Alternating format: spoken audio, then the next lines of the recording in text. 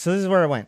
Valor Essence. The Galente Federation Senate has passed a new bill enhancing the federal infrastructure budget and making new appropriations specifically for security projects aimed at fulfilling the promises of President Celes to unify periphery and core of the Federation through concrete action.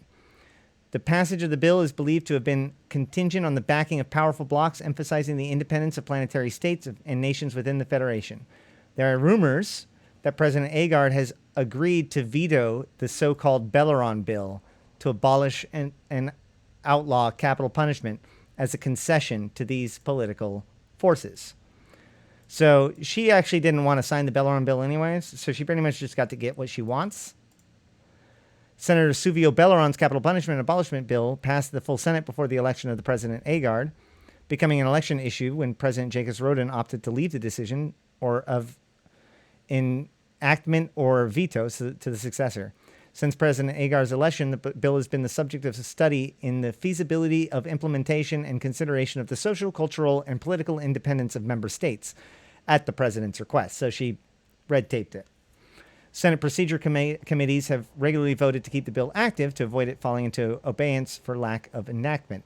President Celes Agard have been able to parlay her promises for infrastructure and security investments to some of the more liberal Senate blocs into their acquiescence on the capital punishment matter. Senator Belleron appears to have lost the argument with his political allies from Intaki and Greater Placid, together with some of the labor populist bloc, seen to vote for the abolition bill procedurally.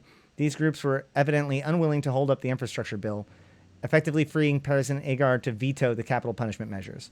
So she gets to veto it. But who got him into this place?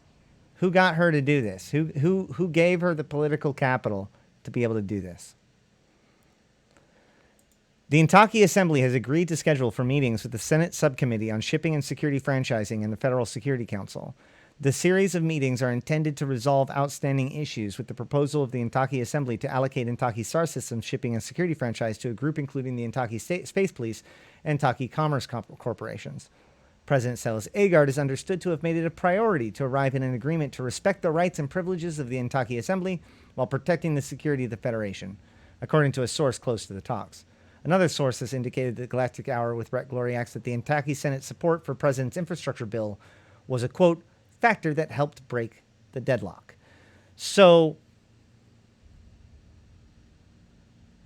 as we move forward, with the systems of Intaki and Ugalis becoming increasingly focused on, it's worth noting that President Agard has a lot of political capital wrapped up in the Intaki Assembly.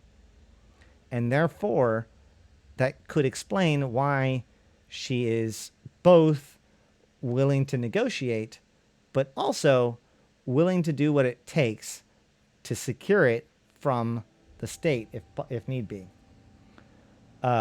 So this is one of those hotbed items. This is one of those flashpoints that could very well be one of the triggers that we start to see fired off at FanFest.